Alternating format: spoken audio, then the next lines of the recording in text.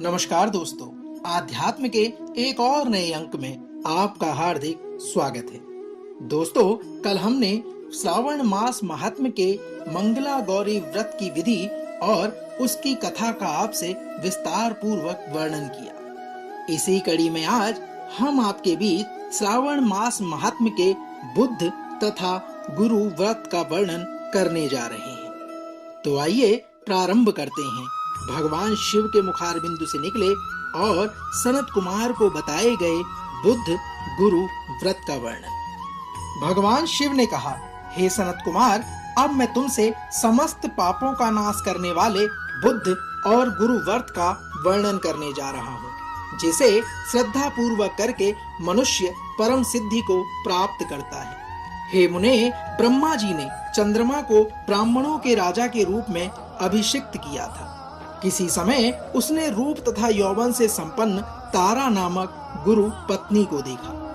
उसकी रूप संपदा से मोहित होकर वह काम के वशीभूत हो गया और उसे उसने अपने घर में रख लिया। इस प्रकार बहुत दिन बीतने पर उसे बुद्ध नामक एक पुत्र हुआ, जो बुद्धिमान, सौंदर्यशाली तथा सभी शुभ लक्षणों से युक्त था।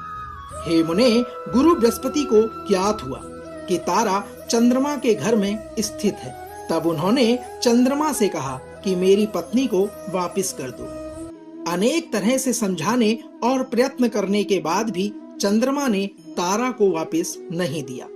तब बृहस्पति ने देवताओं की सभा में जाकर देवराज इंद्र को यह वृतांत बतलाया और कहा, हे शक्र, आप देवताओं के राजा हैं, अतः अपनी आज्ञा से आप उसे उसकी पत्नी को दिलाने का कार्य करें, अन्यथा उस चंद्रमा के द्वारा किया गया पाप आपको ही निसंदेह लगेगा, क्योंकि शास्त्र निर्णय के अनुसार प्रजा के द्वारा किए गए पाप को राजा ही भोगता है। पुराण में ऐसा भी कहा गया है कि दुर्बल का बल राजा होता है। हे मुने, गुरु का यह वचन सुनकर चंद्रमा ने कहा, मैं आपकी आज्ञा से तारा को तो दे दूंगा, किंतु इस पुत्र को नहीं दूंगा। शास्त्र के अनुसार विचार करने के पश्चात देवताओं ने उस बुद्ध को चंद्रमा को सौंप दिया। इसके बाद गुरु को उदास देखकर देवताओं ने उन दोनों को वर प्रदान किया। देवताओं ने कहा, हे चंद्र, अब तुम घर जाओ, यह तुम्हारा भी पुत्र है और बृहस्पति का भी है। यह तुम्हारा पुत्र ग्रहों में प्रतिष्ठित होगा। हे सुराचार्य, आप यह दूसरा भी शुभ वर ग्रहण कीजिए। देवताओं ने कहा, जो बुद्धिमान व्यक्ति आप दोनों बुद्ध गुरु का व्रत मिलकर करेगा, उसकी संपूर्ण सिद्धि होगी। यह सत्य है, इसमें संदेह नहीं है। भगवान शंकर जी के लिए अत्यंत प्रिय इस श्रावण मास के आने पर जो लोग बुधवार तथा बृहस्पतिवार का पूजन करेंगे और व्रत को नियम पूर्वक करेंगे, उन्हें सिद्धि प्राप्त होगी। भगवान शिव ने कहा, हे सनत कुमार, इस व्रत में दही तथा भात का नैवेद्य व्रत सिद्धि में मूल हेतु है। स्थान भेद से आप दोनों की मूर्ति लिखकर पूजन करने से भिन्न भिन्न फल प्राप्त होते हैं। यदि कोई हिंडोले के ऊपर स्थान पर आप दोनों की मूर्ति लिखकर पूजन करें, तो वह सर्वगुण संपन्न तथा दीर्घायु पुत्र प्राप्त करेगा। यदि मनुष्य कोषागार में मूर्ति को लिखकर पूजन करता है, तो उसके कोष बढ़ते हैं और वे कभी क्षय को प्राप्त नहीं होते। इसी प्रकार रसोई घर में पूजन करने से, रसोई घर और देवालय में पूजन करने से उनकी कृपा प्राप्त होती है।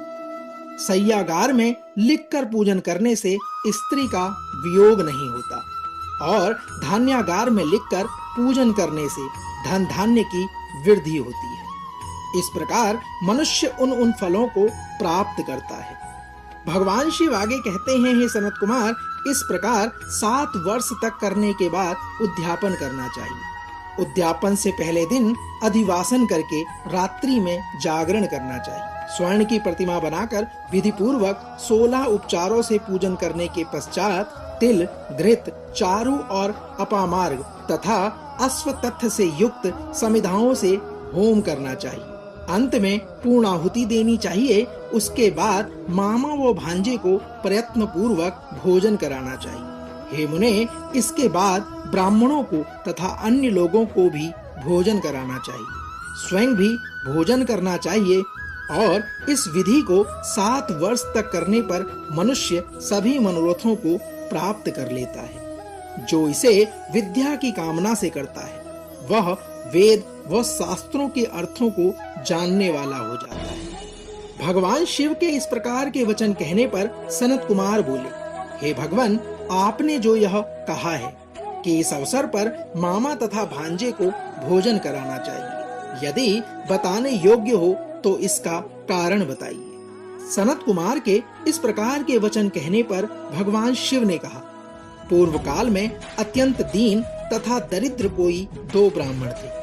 वे दोनों मामा भांजे थे। उदार पूर्ति हेतु परिश्रम पूर्वक भ्रमण करते हुए वे दोनों किसी नगर में अन्न मांगने के लिए गए हुए थे।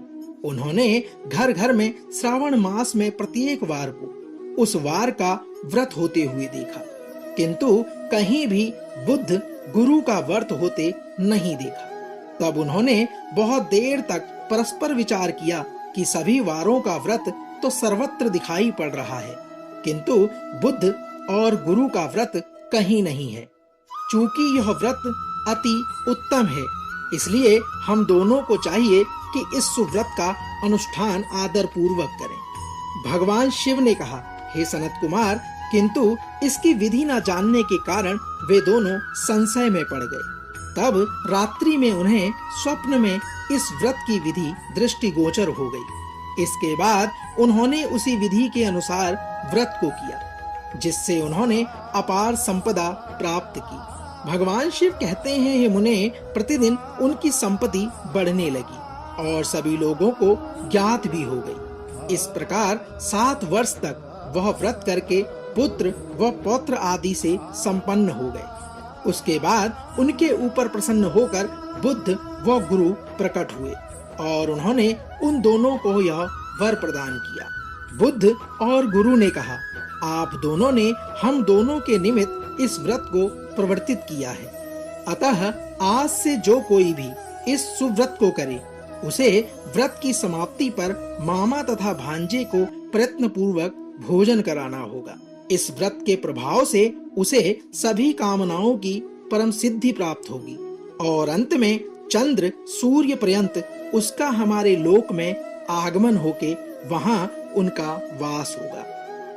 दोस्तों, इस प्रकार श्री स्कंद पुराण के अंतर्गत ईश्वर सनत कुमार संवाद में श्रवण मास महात्म्य के बुद्ध गुरु व्रत कथन नामक 8वां अध्याय संपूर्ण हुआ। कल भगवान शिव के मुखारबिंदु से निकले और सनत कुमार को बताए गए श्रावण महात्म्य के अध्याय का वर्णन और उसकी कथा के सार को लेकर एक बार पुनः आपसे होगी मुलाकात। तब तक जय शिव शंकर, हर हर महादेव।